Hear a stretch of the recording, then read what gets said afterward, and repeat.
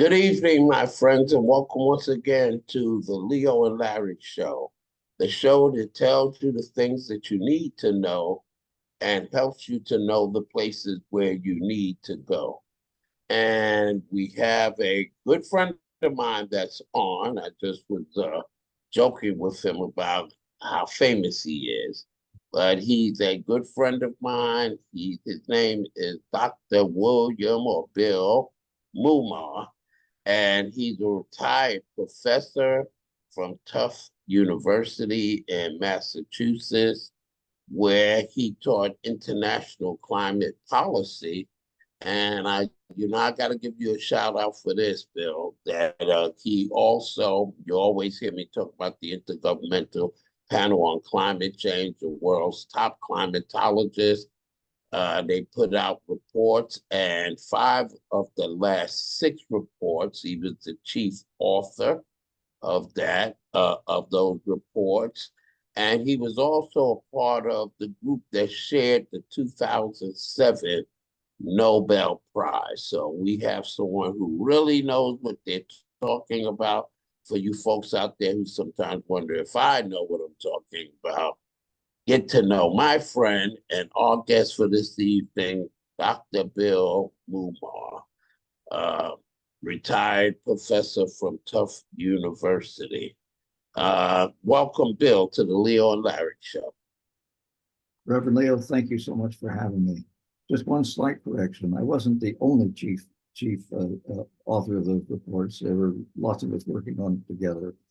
And it's a wonderful international experience with people from all over the world. And I had a colleague from Zambia, I had a colleague from Brazil when we were heading up some of these reports. And it's a wonderful experience.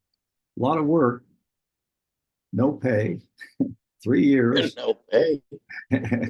But it's a great opportunity to get the word out and also to learn an awful lot from an awful lot of people. And these reports are big, right, Bill? They're like what, 15,000 pages? Yeah. They're very big, and right. So I mean, yeah. You guys really dug down in the details. Really hard to say we don't think they're right or know what they're doing. And how many governments look at your reports, Well, it's use interesting. the reports, Yeah. etc.? Well, I don't know how many used it, but I know that the Intergovernmental Panel on Climate Change, every government in the world is a member. And actually, you don't even have to be a member of the United Nations to be a member. And I think there's some tiny countries that aren't members of the United Nations that are members too. So it's really very universal. And there's a very careful balancing to make sure that there are scientists and policy experts from both developed and developing countries. And so I had some wonderful African colleagues and South American colleagues, and it's really and of course Europeans and other U.S. people, but the experience is it's the best classroom I've ever been in terms of learning what's going on in the world. And then you also taught international climate policy. Can you explain a little bit about what is international climate policy? Well, beginning in the late 1980s, people began to realize that there was potentially a problem if we kept burning so many fossil fuels and cutting down so many forests and polluting so much of the ocean, that the careful balance of the functioning of the Earth would be upended, and that the carbon dioxide that comes out of burning anything that contains carbon, so wood or coal or oil or natural gas or paper or anything like that, will release carbon dioxide. And it's present naturally in the atmosphere in very tiny amounts, but we have increased that by over 50% since the beginning of the Industrial Revolution in the 1750 or whenever that was. So we've added all this extra heat trapping gas plus other gases. Methane, which is what natural gas is, and methane also comes, of course, from agriculture. Cattle and the livestock are great emitters. They they belch a lot of methane because they don't have any oxygen in their stomachs when they're digesting their grass. So all of those things, plus a few other chemicals, are have been increasing and trapping heat. So the sun's heat comes in, the sun's light comes in, I should say, and it hits the Earth. The Earth warms up, and the Earth tries to radiate that heat back to space. And these gases in the atmosphere trap some of that heat and reflect it back down to Earth. And so the Earth is just getting warmer and warmer and warmer. It's like, every year you put on an extra layer of warm jacket or something, and after a while you're really hot. And it doesn't heat the Earth uniformly. And so our weather is determined by differences in temperature between particularly the northern latitudes up near the North Pole and where we are, and kind of between halfway to the equator. And so the warm air is less dense, the cold air is more dense. So the warm air rises, the cold air falls down, and they keep changing place, and that causes the winds that we have, and the jet stream, and all those things that determine our weather. And what So we've done is that adds to the hurricanes and the tornadoes exactly and the damaging straight line winds and all of that. right, and the oceans are we're really fortunate. The oceans have taken up about 90% of the extra heat that's been trapped. That's fortunate for us on land, but it's not good for the oceans. Oh no. I fish, Bill, and I'll tell you, fishing is horrible now. Yeah, If you're yeah, trying to fish from shore, because the fish are all out in the deeper, cooler part of the ocean, yeah. right? Trying to find it, or trying to find it where it is, because you're right. It's too warm, and the heat that's in the ocean is what fuels hurricanes. Mm. It's like light the fire under a whirling wind, and it takes the heat out of the ocean and intensifies it. And as you know, we just had the very first time that a hurricane strength storm has occurred this early. Hurricane Beryl, that trashed the Mm. Caribbean islands, bit of Mexico, and then smashed into Texas and drowned Houston. And Right. they, they, Yeah. they should be getting used to that. It's happened 3 times now with one of these storms. So, Mm. And as the planet continues to heat up because we're continuing to put carbon in the air from yeah, fossil fuels, etc. I mean, what do we have now? Category 5 is the yeah. Okay. Well, in fact, they've just created a Category 6, which would be oh, winds greater than 175 miles an hour. mm, So they're expecting to get some. So it's and I don't know. I assume you're sweltering down there in the Carolinas, and we're sweltering up here in New England right now. It's really hot. oh yes, and you mentioned, so we have the oceans and we have our forests, which I've heard them call the twin lungs of the planet, Yes, because that's where our oxygen comes from, right. uh, in large case. And help me now. I got some A's in science, but I studied really hard, and that doesn't mean I remembered much of it after the test was over, right? So let's talk about, because we're going through this extreme heat wave now, which at one point in time it was affecting 150 million Americans in like something like 14 states. Yes, yes. Mhm. And the thing is that it could be a whole lot worse if we did not have forests. Um, Mhm. and oceans, because they have been absorbing carbon dioxide. Oceans, carbon dioxide dissolves in oceans just like we can have a carbonated drink. That's carbon dioxide dissolved in the soda. Mm-hmm. And but the trees actually take it in and convert it through with water and sunlight. It's just amazing into wood and leaves and everything that's a tree. And here's an astounding thing. I remember when I first heard about this back in the 1980s when I was just getting into this field. People were saying, it's a little strange. For some reason, less than half of the carbon dioxide we emit from all our fossil fuels shows up as an increase in the atmosphere. In other words, we're putting in the increase is just, as I said, a little bit less than half of what we put in. And so where is it going? It took a long time to figure it out, but it turns out that about 30% of it or something like that is being taken up by forests. And another 25% is being taken up by the oceans.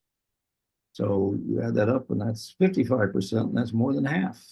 So we have this situation. And I did a little calculation which showed that if it were not for forests, we would have reached our current amount of carbon dioxide in the atmosphere in the 1960s. Wow. And what would that mean for the temperature of the planet? Well, not just what would it mean for the temperature that would we be able to even I don't, if that what that means is that today it would be substantially more, right, than we have right now. And it would probably be giving us temperatures that were, unless we were living in Alaska or someplace, are probably they're certainly unlivable for outdoor workers. I mean, you just can't work under those when the temperatures get up 150, 120, 130 degrees. The body can't evaporate water fast enough to keep it cool. And they're beginning to see that in places like India and Pakistan and countries that are seeing these high temperatures, and number of workers, outdoor workers, are just that are literally dying from the heat. So we're approaching a pretty grim limit, and we've been finding some ways to reduce our emissions, not to burn so much oil and coal and natural gas. And we're sure, there is a shift now from cars that burn gasoline, which releases a lot of carbon dioxide, to electric vehicles. I've had one for 5 years, almost 6 years now. And I must say it runs just fine. And I love the fact I can drive home and plug it in, and it's all set for the next day. I also have solar panels on my roof that give me the electricity that I need to charge my car and run my refrigerator and everything else. I wanted to ask you about this, Bill, because immigration is a huge problem, not just in the United States. If only our media told us all of this story. Immigration is a problem globally. And how much would you attribute the migration of people from the South northward to what's happening with our climate and the fact that the planet is heating up and it heats up quicker in the South, right? Yeah. Well, I don't have I don't think anybody has an exact number for that, but it has to be a pretty high percentage. If you look at how much of the migration is from the equator to away from the equator, from say South America, Mexico into the United States. And it's surprising that all these people from these tropical lands now have big populations in places like Minnesota, and they found cooler places in order to as a place to live and to work. And so these climate refugees, as some people are calling them, are some fraction. I mean, agriculture is failing in parts of Central America. Just the weather is no longer conducive. It's too hot. And so these are Well, the people, who it's are, failing here, Bill, too. yeah, that's right. That's right. Well, we'll expect to see you up here in Massachusetts not too long. We'll welcome you with open arms. Come on up. Mhm. No, but Yeah, it's, I was just speaking with a farmer, and he lost a large portion of his crop because you may not know this, but the entire state of South Carolina is now they've announced that we're experiencing a severe drought, and Mhm. so Mhm. I've spoken with farmers who are like, I've lost all my watermelons, I've lost all of Mhm. certain crops, Mhm. so it's Mhm. happening here. But that's one of the reasons why people are migrating, right? Yes, yes, absolutely, absolutely. And you can see how desperate they are. You hear the stories of their travel up through the jungle and the number of predators of people who, bandits and others who rob them and abuse them and so forth. It's really a horrific situation. Um, Yeah. if I could just share a story back in it was about 1989. I was at a conference in India, and it was on climate change, which is a whole new idea, particularly in the developing world, in countries like India and China and elsewhere. And the, the UN organized a series of meetings in South America and India and East Asia and so on, and Africa. Um, and some of us were invited to go to those and meet with scientists from those countries and with policy people, that is, the people who develop the plans that how you would respond to these things. And so somebody raised the idea of climate refugees. And of course, somebody else said, well, what do we do about that? And I'll never forget this voice in the back with he turned out to be from Bangladesh with a Bangladeshi accent, speaking English with a Bangladeshi accent, said, well, we just apportion them to the countries in proportion to their emissions. So countries that Mm. have emitted the most take the most refugees. Well, the Americans have Mm. almost had heart attacks because Because we're the biggest emitters of carbon on the planet. That means we would have to throw our doors open, let all of them in, right? that's right, because we're the biggest contributors of the warming, and Mm-hmm. and it was I met this guy and we later became friends and colleagues and wrote a number of papers and reports together and so on.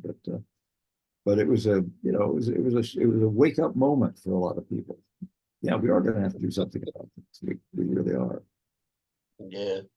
And you mentioned the oceans, and Yeah. they are, we lose the oceans, we lose life on this planet as Oh we yes. know it. Yes. But you also mentioned forests, and Yeah. one of the things that we've been looking at during this extreme heat, and we actually uh, work with the city of Florence here. There's an advisory committee on sustainability, resilience, and climate change. And we've been talking about heat islands Mhm. because, like every city, every rural community, we have these areas where there aren't enough trees. And with extreme heat, this is going to continue and possibly get worse, was like, how do we plant more trees? Can you talk about the benefits of trees when it comes to cooling Sure. and capturing carbon Yep. and other things, particularly not only just a few trees in urban areas, but when it comes to our forests? Yep. Well, it's trees trees and the trees together in forest are as I said, they prevented this problem from being significantly worse than it is already. And yet we have this attitude that goes back, I guess, to the original settlers to this continent that forests are a resource to be exploited, or they are a barrier to agriculture and urban development. And so they have to be removed, or you harvest them to make money. And in fact, there's an interesting study that just came out last summer that points out that um, forests are responsible for maintaining the benign climate that we've had since the end of the last ice age 12,000 years ago, a period in which agriculture developed, urbanization developed, everything, every cultural civilization thing we know of in every country of the world happened in that period. And it happened because the climate was so stable, people didn't have to be nomads. They didn't have to keep following the food during the seasons and so forth. They could set up their culture and their society and their agriculture, their food production in a single place and make it work year round. So the forests are responsible for that. And so as we as we think about them not as essential components of the Earth's operating system. I don't know if that's too technical sounding, but another way I've heard it, I've had some wonderful conversations with some indigenous people in the Amazon, and they talk about they are part of the living forest. You know, these people get their living out of the forest, and yet they don't destroy it. And the question is, how do they do that? Part of it is that they have a different attitude. They're not trying to make money off the forest. They're trying to just have their livelihood off the forest for themselves. And they're very, very conscious of the fact that the forest is what's sustaining them. And they would no more cut off their own arm than they would destroy some of the forest, you know, that's because it's to them, it's all the same. And so another way to think about it is that forests and other natural systems are each vital organs of a living planet. Think about that, you know, the lungs, the liver, you know, the stomach, the heart, the and yet we are just taking these down without any consideration for what it means for the planet in which we live. So that's that. I think we need to have a mind change about what the forests are. That they are not here just for us to make money off them. They're here to actually support life as we know it. And we could no more do without forests than we could do without our own lungs or our own liver or our own kidneys or whatever. You know, those organs are essential to life, and the forests are just as essential to the life of the planet. But we're seeing an increasing amount, and I mean it really troubles me as I'm traveling and just looking at the huge areas where logging has just clear cut this huge sections. And when you travel for an audience, look out the window, and if you see trees growing in a row, just like crops, and you don't see a variety of trees and bushes and vines, that area has been clear cut, and that's actually a pine plantation. That's right.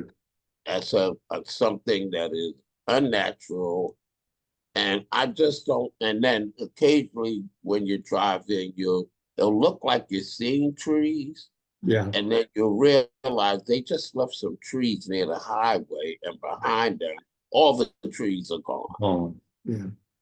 And so you talked about making money, being one of the primary, if not the primary, it is the primary driver as to why our forests are being logged so heavily and how this is contributing to just making the climate worse. You know, what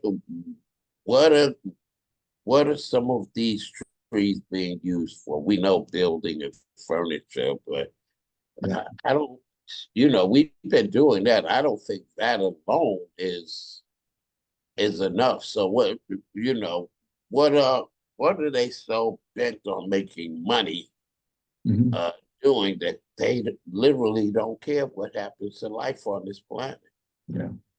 Well, after the oil shocks of the early 1970s, people began looking for other sources of energy to make electricity and drive our vehicles and so on. And out of that came what we now have with sort of solar energy and wind energy and so on, which are great ways to make electricity without uh, releasing lots of carbon dioxide.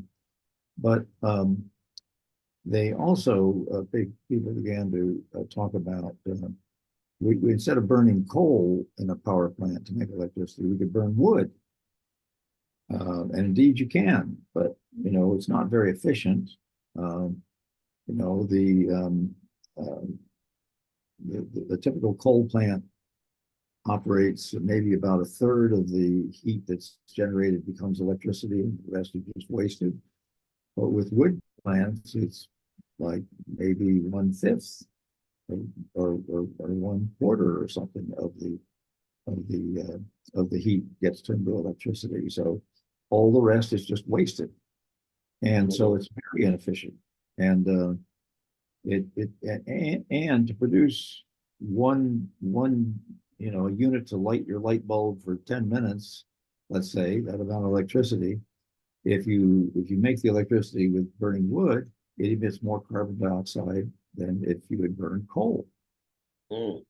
So, in Europe, they got the idea that they should get rid of fossil fuels.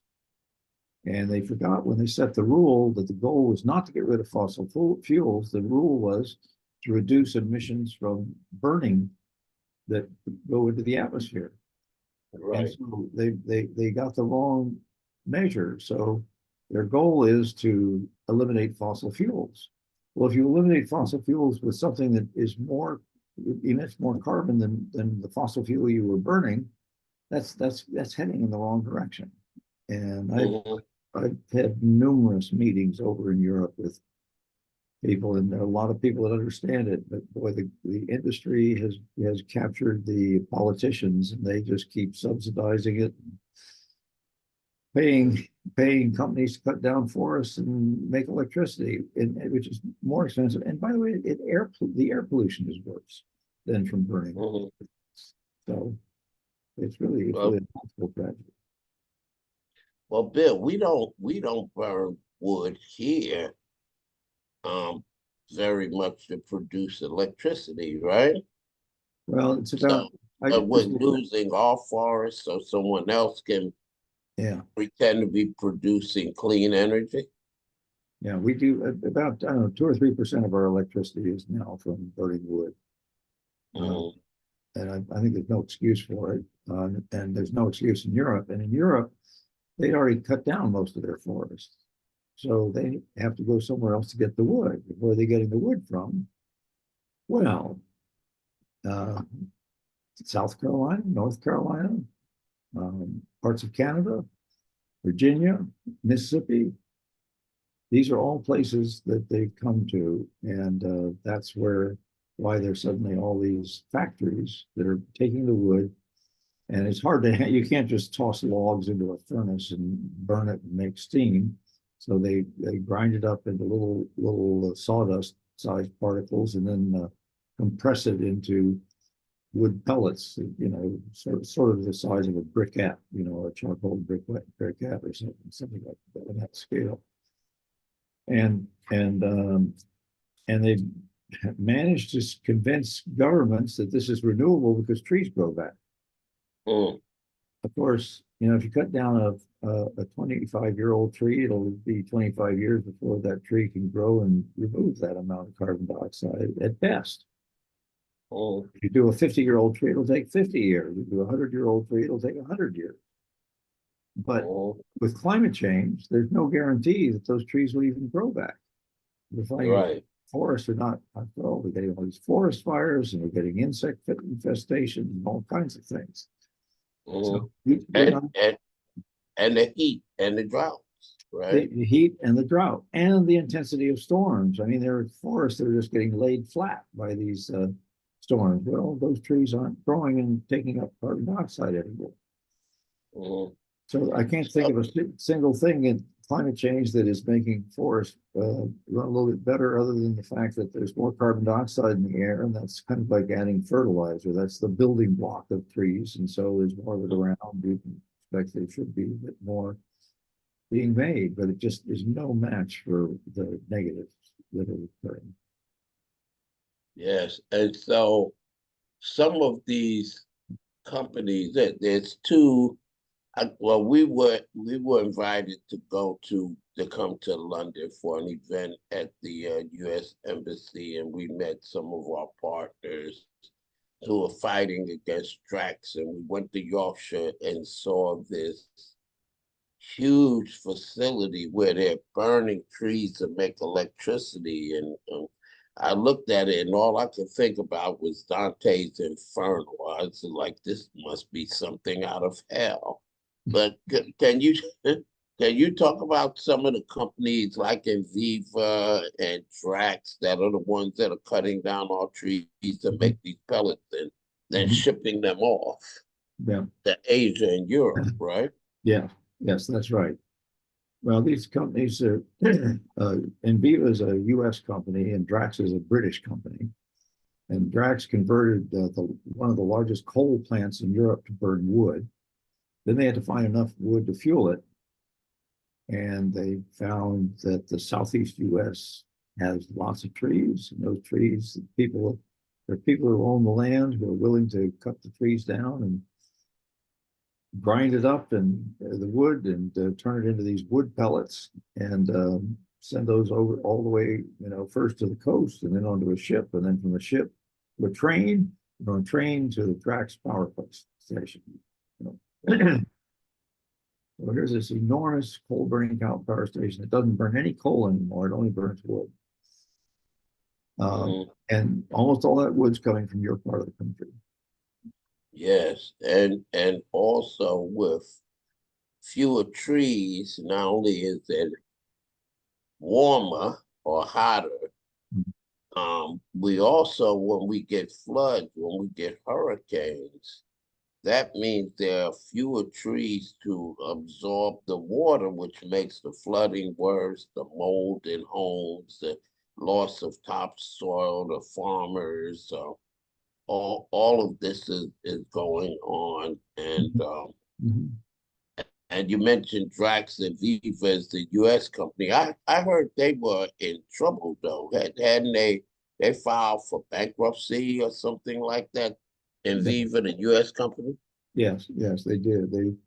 They haven't been able to keep up the pace of what they promised companies that they would send them, and Mm-hmm. so um, and the reason for that is that they apparently decided to build with cheaper steel these machines that grind everything up, and that uh, and those are wearing out in part because they've had to use so much pine instead of hardwoods, and the Mm-hmm. pine is more corrosive apparently to the machinery, and so it's not working as well, and they have to shut down and repair and clean and do things they didn't have to do before. So they're in Enviva is the largest producer of wood pellets in the world. They were producing, I think, in the neighborhood of 10 million tons a year that they were exporting.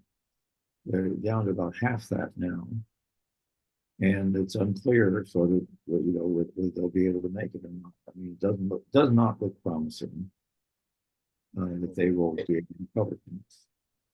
Except there's a way they can get bailed out. Both Drax and Viva get bailed out because there's no market here, and so they're looking for subsidies. They want our tax dollars so that they can continue to cut down trees and Yes. let it be hotter in our neighborhoods and have our communities flood more and that sort of thing. So basically what they want are subsidies from the US government.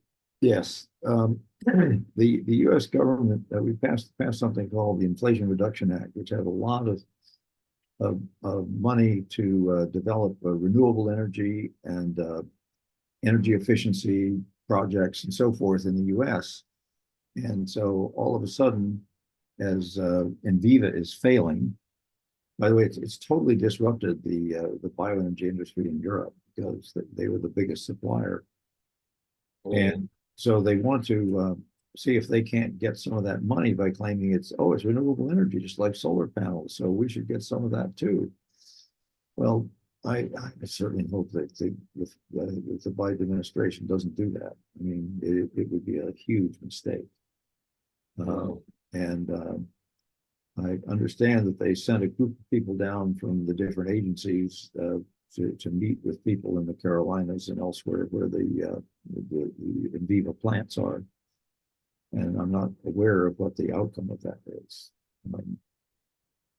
Yeah, we were part of that, so we were able to get representatives from, I believe, 5 federal agencies. They have something called the what are they called? Interagency Advisory Committee, where Yeah, every yeah. agency meets together, but we could only get 5 of them, and then we had 3 representatives from the White House who Mhm. were able to meet with people, and because there's impacts too on communities. I mean, like you said, they're putting out pollution that's Oh yeah, people who live in those communities. yeah. Uh, this. In fact, we were talking about earlier about Deborah David, who passed last week. We had a memorial service, and she was really big, fighting to keep the forest standing and fighting against Antifa and Dobbin Heights in her community. She had cancer 21 years ago and came back. And I a part of me is looking because they have 8 polluting facilities within a 10-mile radius of her town. Mm. Mm. It's about 100 people, 300 people, and 100 of them have oxygen tanks and pumps and inhalers and all of that. So, there's Uh, also damage being done to people's health. And, yeah, I want to say it's probably costing people their lives too. yeah, yeah. I think that's very likely. I, as you know, I've been down in that area several times now and have been able to go visit with those people. And it's heartbreaking to hear their stories of how they're living. And I mean, there was one community where they estimated that there could be up to 300 diesel trucks going past their house every 24 hours in every Mm-hmm. 24 hours. Can you imagine the pollution from that and the noise? I mean, how do you ever sleep? The noise and the wood, The, the the, bark and the wood falling particles off the trucks. flying off. Yeah, the diesel exhaust, which is terribly toxic. Mm-hmm. So it's all pretty, it's just it does seem to me like they search for let's see if we can find the poorest communities around here who have the least political power, and many of those are black communities, and we will Mm-hmm. put it there. And it's really pretty troubling to see the distribution. Yes. I want our white brothers and sisters to realize, though, that they're not exempt because the plant that they built in Lucedale, Mississippi, is predominantly poor white community. So, Yeah, like you said, they look at mostly predominantly black communities, but poor white communities will do also. yeah, You yeah, right. As long as they're poor and not politically connected, we'll take it. know. Hmm. Yeah, yeah, Yeah. So we have this this double, triple whammy that's going on with our planet. We have the fossil fuels, and then we have what's going on with our oceans, yeah. and then we have what's happening with our forests. So, Mhm. and I like, the analogy I always use, Bill, when you talk about, this is not renewable. If you're going to cut down a 50-year-old tree, and replace it with, a tree that's 5 years old. I mean, the analogy that I use is it's like me saying, okay, I'm going to get this 20-ounce steak Yeah. that I might be able to fit into my stomach as a grown man, but I can't expect a 5-year-old to consume the same amount of steak that No. I can. And that's what we're talking about with the carbon, which is why it's not renewable, Yeah.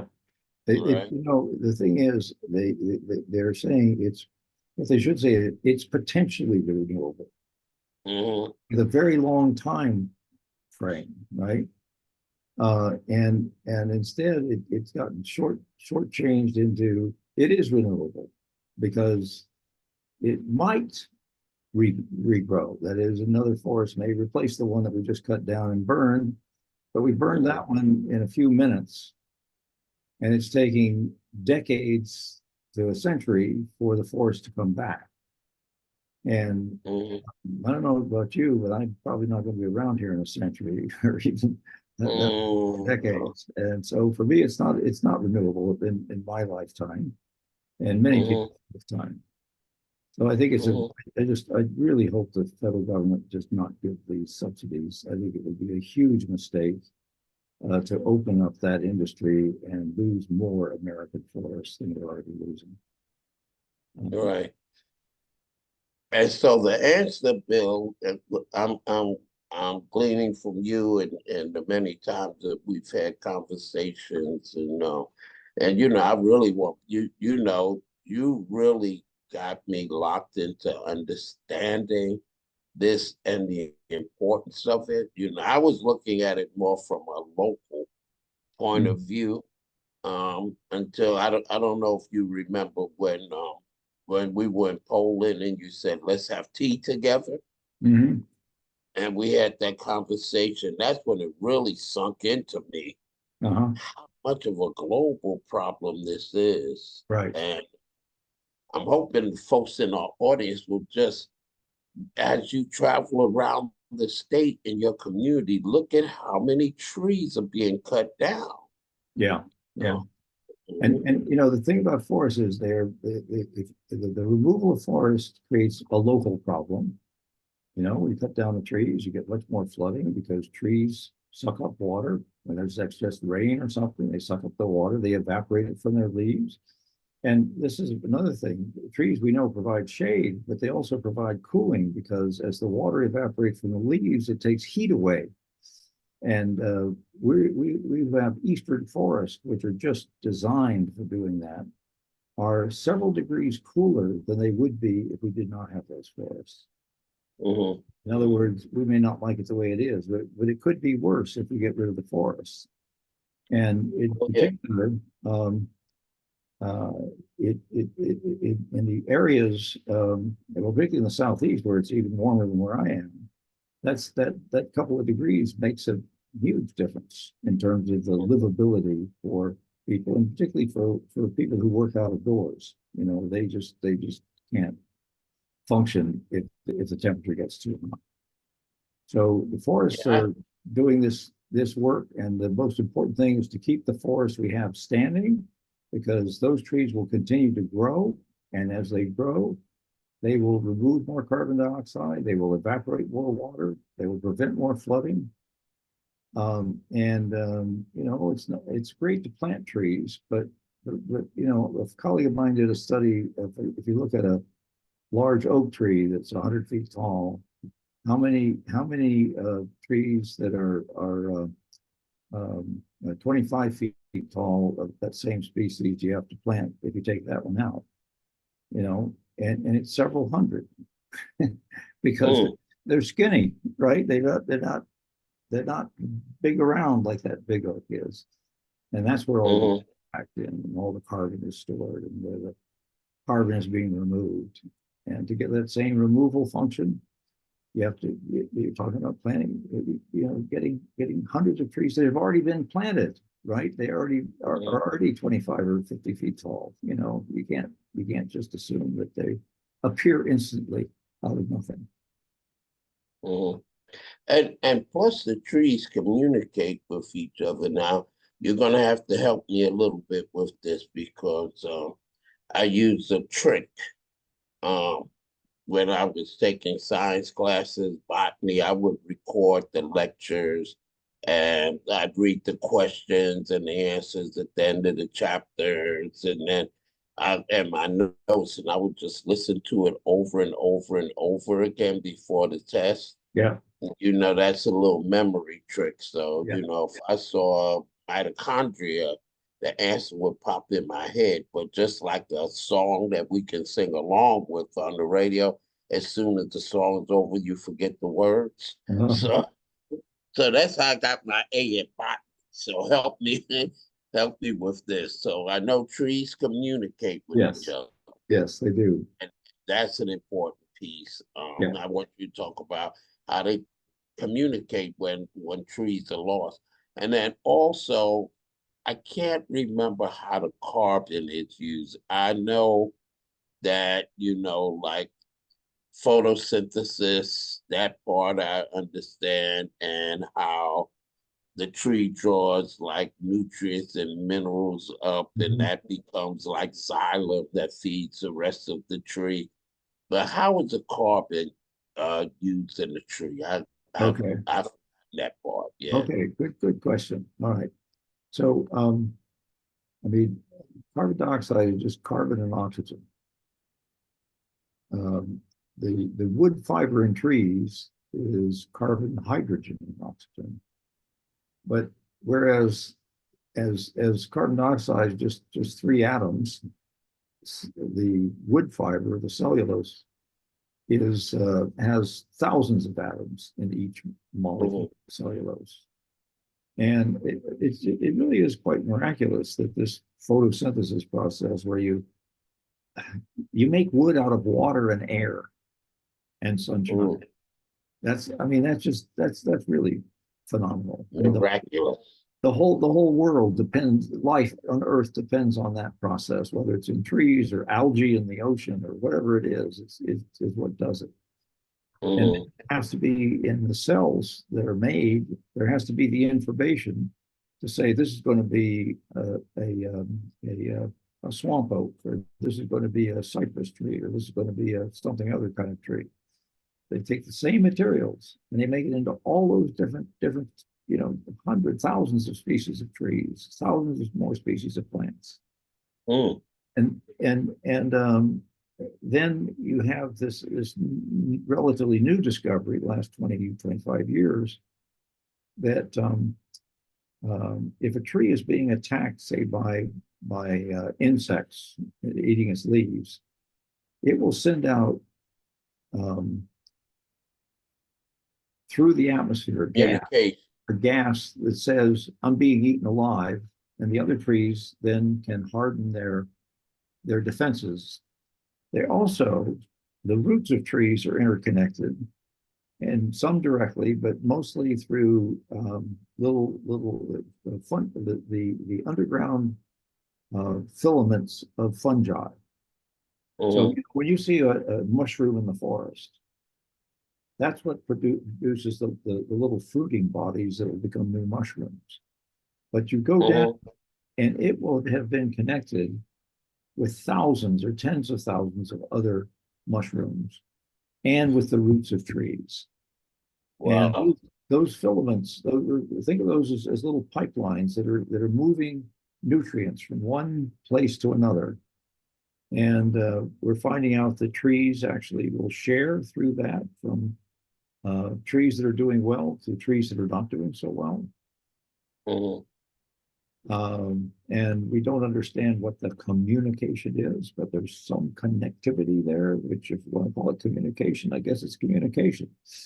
And it's a new, it's very new understanding that why do individual street trees not live very long? Well, they're lonely. They don't have any connectivity to other trees. So, we just begin to discover some of the things that make it all work.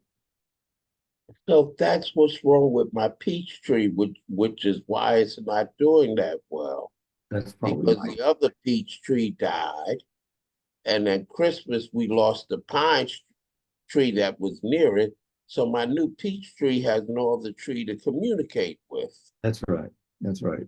And so it doesn't have another tree to say to it, hey, you need to grow your roots over here because the nutrients and Is on minerals, this side. Yes. the water you're missing is over this way, buddy. All Right. right. That's right. That's right. All right. Well, Bill, we're running out of time, but I don't want to let you go. And this has been like for you, a lot of you guys, you just got a free science class without having to get a student loan. But Bill, if there was a call to action, something you can encourage our audience to do that can help us deal with keeping our forests standing, reducing carbon, dealing with this biomass wood pellet industry that is just ravaging our forest, what would that call to action be, Bill? Well, I mean, this is the perfect time to respond with a call of action because we have an election going on. Mm-hmm. And there's a group of people in Washington who would like to stay in Washington. And I would Mm-hmm. say contacting your members of Congress, sending letters to the Department of Agriculture, to the Environmental Protection Agency, to the Council of Environmental Quality. Um, um, IRS, that's where the subsidies will be coming from, that's right? right. It'll be coming from the Inflation Reduction Act, the IRA, and just let them know that this is not really renewable and it's in its use is terribly harmful to people and the environment and the planet as a whole. Mm-hmm. Yes, thank you, because we should be leaving a better world for our children and grandchildren, and Yes, not a world where they have to struggle to live and to be healthy and to have enough food to eat. So please, please, please do that call to action. Tell your neighbors about what you learned, and let's save our planet and save our community. Bill, we're out of time. okay. Um, but Well, Reverend Leo, all I can say to what you just said is amen. amen. Okay. And so, Bill, I know you're retired now, but not really. Guys like us don't really retire, dude. We just, there's something we can do. We're going to keep doing it as long as we can. But if there's a way that people can reach you, will you share that with our audience in case they have more questions or they want to be more involved? Yeah, if they could, let's see, I'd say the best thing to do would be to send it to my email, which is william.moomaw, Moomaw, Moomaw, at the university is Tufts, TUFTS.edu. William.moomaw at Tufts.edu. Okay, Okay, wonderful. Wonderful. We have to have you back again, Bill, and you and I have to have tea sometime together. We're in the same space. right. Um, We'll have to get mm, together. Yes. Well, yes. thank you for having me very much. Appreciate Oh, it. you're so welcome, Bill. You're a wealth of knowledge, and I keep saying about the Nobel Prize and you being chief author because I don't know the rest of those people, right? uh, but if you would also like to reach me, you can do so by going to info@newalphacdc.com. Don't forget to go to our website and subscribe so you can keep up with what's going on. And that's newalphacdc.com. And you can also call me at the church where I'm still pastoring, Kingdom Living Temple, 705 South Irby Street, in the Magic City of Florence, South Carolina, 843-799-0740. So thank you again, Brother Dr. Moomaw. And for you, our listening audience, please remember, if you want to know the things you need to know and go to the places where you need to go, remember, It's the Leo and Larry show. God bless you. See you next week, God willing.